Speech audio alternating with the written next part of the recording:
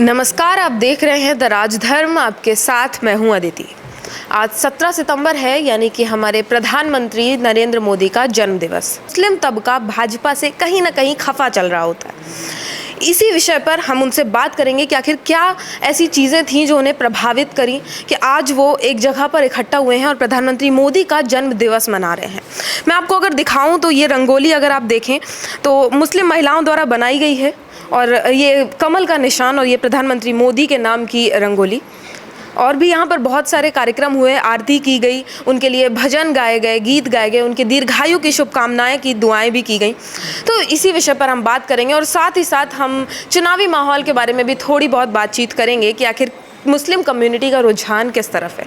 तो चलिए बातचीत का सिलसिला शुरू करते हैं। नाज़नीन अंसारी जी, सबसे पहला सवाल यही है कि आखिर क्या चीज़ें थीं जो आपको प्रभावित करी कि आज मुस्लिम महिलाएं एक जगह पर इकट्ठा होकर प्रधानमंत्री मोदी का जन्मदिन मना रही हैं?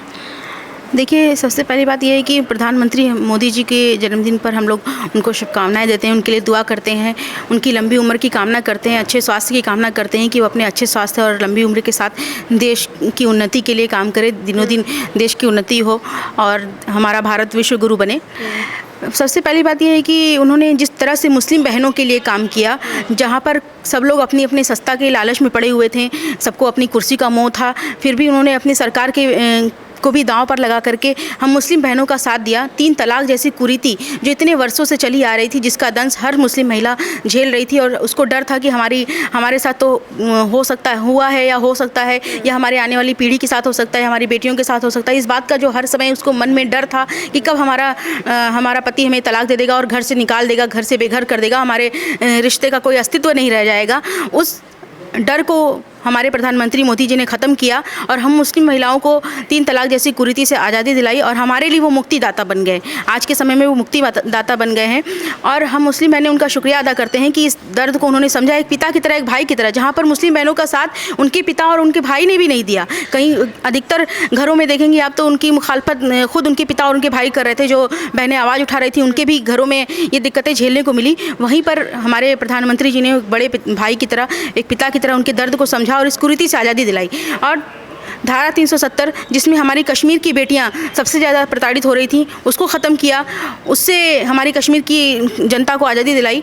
और राम मंदिर जो हिंदू मुस्लिम एकता के लिए खाई बना हुआ था, हर समय ये था कि कब राम मंदिर के नाम पे दंगे हो जाएंगे, कब लोग एक दूसरे को कत्लेआम करेंगे। उस समस्या का समाधान किया जो 500 सालों से चली आ रही थी ये समस्या, उस समस्या का समाधान करके पूरी जनता का दिल जीत लिया। और हम बहनों, पूरी दुनिया की बहनों से ये कहना चाहेंगे, चाहे वो किसी भी धर्म जाति की हों, किसी भी देश की नागरिक हो, वो हमारे प्रधानमंत्री नरेंद्र मोदी जी को अपना भाई माने, उनके ऊपर भरोसा करें, क्योंकि वो ही एक ऐसी शख्सियत हैं जो सभी बहनों को मुक्ति दिला सकते हैं, उनके चाहे किसी भी तरह की समस्या हो। आज अफ़गानिस्तान की बहनें प्रताड़ित हैं, वो हमारे प्रधानमंत्री पर भरोसा करके उनसे मदद मांगकर अपना विश्वास जमा कर सकती हैं और तालिबानियों के चुंगल से हमारे प्रधानमंत्री मोदी जी उनको मुक्ति दिला सकते हैं, क्योंकि हमें भरोसा है कि वही एक ऐसे व्यक्ति हैं जो बहनों की दर्द को समझते हैं और उनकी समस्याओं को समझते हैं, उनके दर्द को समझते हैं, उस दर्द से उनको मुक्ति दिला सकते हैं।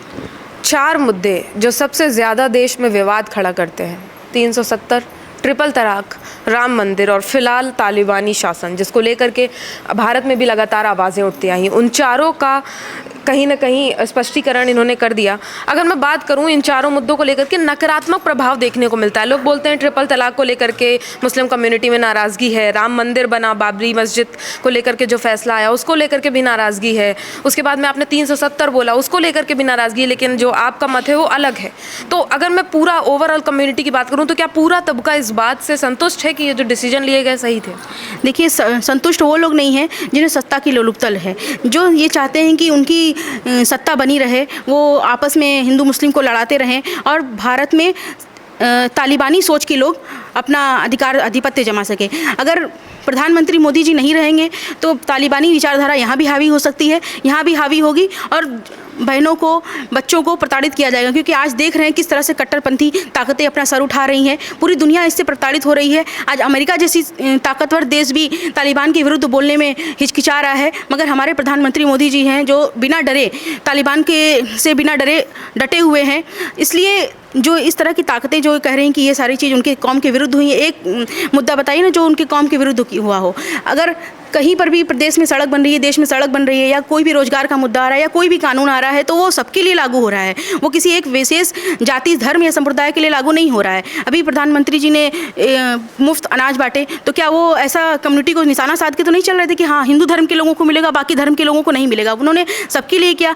कोविड टीकाकरण चल रहा है, उसमें जिस तरह से हमारे देश की तारीफ की जाए कि हमारा देश टीकाकरण में जिस तरह से आगे चल रहा है, सभी को टीका लग रहे हैं और भारी संख्या में टीका लग रहा है और मुफ्त टीके लग रहे हैं, तो इसके लिए हम सभी को मोदी जी का शुक्रिया अदा करना चाहिए कि उन्होंने बिना किसी धर्म जाति के भेदभाव के लिए सबका साथ सबका विकास जो उन्होंने कहा वो करके दिखाया है। आपने सुना इन्होंने कहा टीकाकरण को लेकर के और इन सारी चीज़ों को लेकर के, ज़मीनी स्तर से जो चीज़ें निकल कर आ रही थी उसके बारे में पूछूंगी कि एक तबका ये कह रहा था कि ये भाजपा की वैक्सीन है, हम नहीं लगवाएंगे, या जो ट्रिपल तलाक हटाया गया, अफ़गान को लेकर के जो बोला गया, अफ़गान तालिबान शासन को लेकर के कि भारत में भी आना चाहिए, इसको लेकर के क्या लग रहा है? मतलब ये जो जिस प्रकार की कम्युनिटी, जो भी लोग ये बोल रहे हैं, ये कौन लोग हैं? देखिए, ये सीधे सीधे वो धर्म के कट्टरपंथी लोग हैं जो कि धर्म के नाम पे लोगों को भड़का रहे हैं और भाजपा के नाम पे लोगों को भड़का रहे हैं, क्योंकि कोई नहीं चाहता है कि मुसलमान भी आगे बढ़े और वो देश से कंधा मिला करके चले। तो ऐसे में उनकी कट्टरवादी सोच है और साथ ही साथ उनकी जो ये सोच अलगाववादी की सोच है वो भी बहुत ही ज़्यादा मायने रखती है यहाँ पर, कि वो नहीं चाहते कि सब लोग एक हो, क्योंकि जब सब एक हो जाएंगे, हिंदू मुसलमान एक हो जाएंगे, तो उनको कोई मुद्दा नहीं मिलेगा, उनकी चुनावी रोटियाँ कैसे सेकी जाएगी।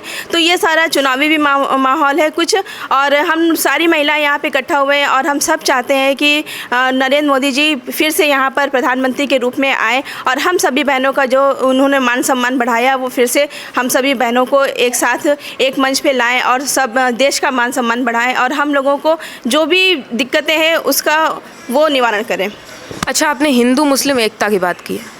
MIM असदुद्दीन ओवैसी जो लगातार ये कह रहे हैं कि अभी तक तो मुसलमान से कोई पार्टी उभरी नहीं, कोई नेता नहीं उभरा, अब हम मुसलमानों के मसीहा बन के आएंगे, अभी तक हम दूसरों के टिकट पर चुनाव लड़ते थे, अब हम लड़ेंगे और मुस्लिमों के लिए एक मतलब मिसाल बनेंगे, ये सारी चीज़ें। तो इसको लेकर के कितना प्रभाव पड़ रहा है मुस्लिम कम्युनिटी के ऊपर? क्या मतलब असदुद्दीन ओवैसी के जो भी बयानबाजी हैं या जो वो कर रहे हैं एक मुस्लिम पार्टी बना के, उसका कोई प्रभाव पड़ रहा है या फिर नहीं? नहीं, इसका कोई भी प्रभाव नहीं पड़ा, क्योंकि भारत की जनता जाग चुकी है और उसको पता है कि उसका सही किसमें है। तो इस वजह से उन लोगों की पार्टी का कोई भी प्रभाव नहीं है। साथ ही साथ सपा जो भी चिल्ला रही थी कि वो मुसलमान के हितैषी हैं, तो उन्होंने अब तक उसके लिए क्या किया? कहीं देखा जाए तो मुसलमान वहीं की वहीं पिछड़ी रह गई और बच्चे एकदम अशिक्षित रह गए, ना उनके अंदर रोजगार है, ना शिक्षा की जागरूकता है, कुछ भी नहीं है। तो ऐसे में सिर्फ मुसलमानों को वोट बैंक की राजनीति के लिए इस्तेमाल किया गया। और साथ ही साथ जो अभी असदुद्दीन ओवैसी जी जो अभी आए हैं और वो कह रहे हैं कि वो मुसलमान के हितैषी हैं, तो ऐसा बिल्कुल नहीं है। मुसलमान समझ चुका है कौन उसका हितैषी है और कौन उसका हित नहीं चाहता है। अच्छा, सपा भी मुसलमानों को लेकर के हमेशा उनका वोट खींचने के प्रयास में लगातार अग्रसर रहती है। अब तो MIM भी आ गई और अभी आप लोगों के मत से सुनने को मिला भाजपा को लेकर समर्थन है। तो इन सारी चीज़ों को क्या लग रहा है, ये सिर्फ राजनीतिक जुमला है? नहीं, ये सिर्फ राजनीतिक जुमला नहीं है, क्योंकि हम सारे लोग दिल से चाहते हैं कि मोदी जी आए और हमारे देश को आगे बढ़ाएं, क्योंकि जो भी उन्होंने विकास किया वो सबके लिए किया, किसी व्यक्ति विशेष के लिए नहीं किया, ना किसी धर्म के लिए किया, ना किसी जाति के लिए किया। उन्होंने सबका साथ और सबके विकास की बात की और वो सबको देखने को भी मिल रही है, चाहे वो देश का विकास हो, चाहे वो लोगों का विकास हो, समाज का विकास हो, कुरीतियों को ख़त्म करने का वो हो। तो सारी चीज़ें हमको देखने को मिल रही है और सत्य को प्रमाण की आवश्यकता नहीं होती, वो सब जानते हैं कि सत्य क्या है और झूठ क्या है। कोई अब्बा जान बोल रहा है, कोई डब्बा जान बोल रहा है, कोई चाचा जान बोल रहा है, राशन खा जाते हैं और कहीं मुसलमानों के मसीहा हैं, कोई कह रहा है कि दलाली करते हैं धर्म की। इन सारी बयानबाजियों को लेकर के अगर मैं पूछूं तो क्या चल रहा है मुसलमान कम्युनिटी में, मुस्लिम तबकों में, क्या इन सारी चीज़ों से प्रभाव पड़ रहा है? देखिए, ये आने वाला समय ही बताएगा कि ये मुस्लिम कम्युनिटी क्या चाहती है, क्योंकि हम मुस्लिम बहनों की यही पुकार है कि हर बार मोदी सरकार और हर जगह मोदी सरकार, क्योंकि अगर हर जगह मोदी सरकार नहीं रहेगी, ज़िले में अपने सूबे में देख लीजिए, उत्तर प्रदेश में जिस तरह से योगी सरकार काम कर रही है बहनों की हिफाजत के लिए, सुरक्षा के लिए, जिस तरह से उन्होंने पुलिस को एक्टिव किया है, एंटी रोमियो चलाया है, उसी तरह से अगर मोदी जी की सरकार हर जगह होगी तो बेटियां सुरक्षित होगी। अगर आप बंगाल की हालत पे बात करेंगी तो देख लीजिए वहाँ किस तरह से लोग असुरक्षित हैं, और हर जगह मोदी जी की सरकार होगी तो जनता सुरक्षित होगी। और ये सारे चुनावी जुमले हैं, ये चुनाव जैसे ही खत्म होगा दूसरी जगह चुनाव होगा, ये सारे जुमले फिर शुरू हो जाएंगे, उस राज्य में चलने लगेंगे, ये सारी डफलियाँ बजने लगेंगी और सब जगह जगह से चले आएंगे। ये सब सारी पारिवारिक पार्टियां हैं जो सिर्फ अपने परिवार तक ही सीमित रहती हैं, चाहे वो MIM हो, चाहे सपा हो, बसपा हो, सारी पारिवारिक पार्टियां हैं, कांग्रेस हो, ये सारी पारिवारिक पार्टियां ये अपने परिवार से पहले ज़्यादा उभर ही नहीं सकती, ये देश के बारे में नहीं सोच सकती, इसलिए ये सिर्फ चुनावी खेल खेलती हैं, चुनाव के समय आती हैं और उसके बाद गायब हो जाती हैं। इतने साल तक 70 साल तक कांग्रेस थी, उसने कुछ नहीं किया। इतने साल तक सपा की सरकार थी, उसने भी सूबे में किस तरह से विकास किया आप देख ही रही हो। चाहे वो प्राइमरी स्कूल की हालत हो, चाहे बाकी मूलभूत आवश्यकताओं की चीज़ देख लीजिए कि राशन घोटाले होते थे, किस तरह से बड़े बड़े घोटाले कांग्रेस की सरकार में हुए। तो ये सब चुनावी जुमले हैं, चुनाव के समय आते हैं और चुनाव के समय ही ख़त्म हो जाते हैं। ये चुनावी मेंढक है।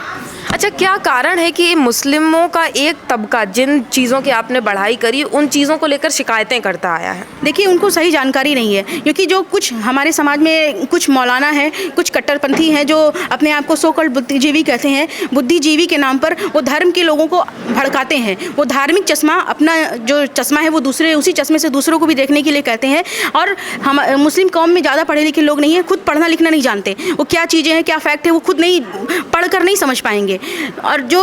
और सोशल मीडिया के समय में आप देख लीजिए किस तरह से अफवाहें तेज़ी से फैलती हैं, तो उन अफवाहों पे लोग विश्वास करते हैं। और कुछ पाकिस्तानी ताकतें हैं जो भारत में रह करके फलीभूत होती हैं, भारतीय मुसलमानों को कमज़ोर करती हैं। भारतीय मुसलमान कभी भी ऐसा नहीं चाहेगा कि हमारा देश पिछड़े और मोदी जी फिर से ना आए। मोदी जी से उसको शिकायतें हो सकती हैं। वो चंद राजनीतिक लोग हैं, चंद पाकिस्तानी लोग हैं जो जिनकी रोटियाँ यहाँ पर नहीं सीख पा रहे हैं, जिनको यहाँ पर लगता है कि हमारी सुरक्षा नहीं हो पा रही, हमारा आधिपत्य नहीं मिल पा रहा है, इसलिए वो इस तरह की बातें करते रहते हैं। भाजपा को बोला जाता है हिंदू मुस्लिम राजनीति करती है या फिर हिंदू कम्युनिटी को बढ़ावा देती है, ऐसा एक तबका उठ करके आता है और बोलता है। अन्य राजनीतिक दल हैं जो वो भी बोलते हैं। इसको लेकर के क्या विचार है? मतलब क्या हिंदू मुस्लिम की राजनीति करती है भाजपा? जैसे आपने बोला सबका साथ सबका विकास लेकर के भाजपा चल रही है, तो फिर ये जो तबका है ये क्यों इस तरह की बातें कर रहा है या क्यों इन्फ्लुएंस करने की कोशिश की जा रही है अन्य वर्गों को? देखिए, हमने कहा कि तालिबानी सोच हमारे भारत में पनप नहीं पा रही है, उस पर लगाम लगाने की पूरी कोशिश कर रहे हैं मोदी जी। आप पिछली सरकारों में देखिए कि आए दिन धमाके होते थे कि आतंकवादियों ने यहाँ हमले कर दिए, आतंकवादियों ने यहाँ हमले कर दिए। आप 7 साल की 8 साल की मोदी सरकार में देख लीजिए कि कितने धमाके हुए। आतंकवादियों पर लगाम लगी। पहले आतंकवादियों को जेल में बैठाकर बिरयानी खिलाई जाती थी, अब आतंकवादियों को शूट आउट करके ख़त्म किया जा रहा है। वो हमारे सरकार पे बोझ नहीं बन रहे। हमारे जनता के पैसों से उनको बिरयानी खिला करके उनको पाला पोसा जाता था। अब हमारी सरकार जो है उन्हें शूट आउट करके वो बोझ ख़त्म कर रही है। इसलिए लगता है कि आतंकवादी सोच अब पनप नहीं पाएगी, उनकी राजनीति नहीं चल पाएगी, उनकी सोच नहीं चल पाएगी, उनकी सत्ता नहीं चल पाएगी। क्योंकि इतने सालों में अगर हमारे सूबे में देखा जाए तो सिर्फ और सिर्फ मदरसा दिया, उन्होंने कोई आधुनिक शिक्षा नहीं दी। मदरसे के नाम पे लोगों को, मुसलमानों को पीछे धकेला। उसके नाम पर कोई आधुनिक शिक्षा दी होती, तकनीकी शिक्षा दी होती जिससे मुसलमान रोजगार पाता, वो आगे बढ़ता, मुस्लिम बेटियां आगे बढ़ती, तो शायद हो सकता है समाज की दशा और दिशा दोनों बदलती। मगर उन्होंने सिर्फ मदरसे तक उनको सीमित रखा, उनकी छोटी सोच तक सीमित रखा, और इसीलिए आज मुस्लिम समाज सबसे ज़्यादा पीछे है। और पिछली सरकार अगर चाहती तो मुसलमानों को आगे बढ़ा सकती थी। पिछला अपना रिकॉर्ड देख ले और बीजेपी का रिकॉर्ड देख ले। अगर ये कहते हैं कि हिंदू मुस्लिम की राजनीति करती है तो इतने सालों में बता दीजिए कि कितने दंगे हुए। सबसे बड़ा दंगा तो कांग्रेस ने कराया और सबसे ज़्यादा दंगे कांग्रेस ने कराए। इतने सालों तक कश्मीर का मुद्दा लेकर के कांग्रेस चलती रही। अगर वो चाहती तो कश्मीर के मुद्दे को भी ख़त्म कर सकती थी, मगर उसने नहीं ख़त्म किया। ये सब कुछ मोदी सरकार ने किया, बीजेपी सरकार ने किया। और आने वाले समय में अगर मोदी जी आएंगे तो वो और भी जितने भी मुद्दे हैं वो सब खत्म होंगे।